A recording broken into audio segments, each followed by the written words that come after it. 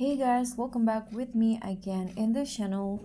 On today's video, I'm going to show you how you can create this viral zoom effect for your videos in CapCut.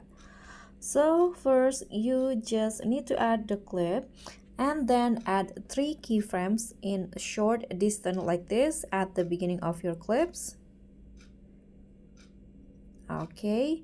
Now on the second keyframe, zoom the clip in.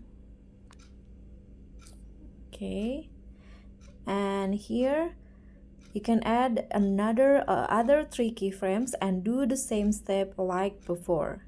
So 1, 2 and 3, and then on the second one, zoom in the clip. Okay, just repeat it again.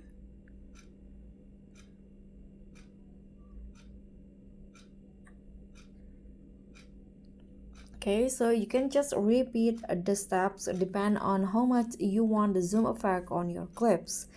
And next, on in between the first and second keyframe, add the ease in one grab. Okay, and in here, lastly in here. Okay, after that you are done, and this will be the result. So that's all from me. Thank you so much for watching. Don't forget to like, comment, and also subscribe, and also click on the thanks. Bye.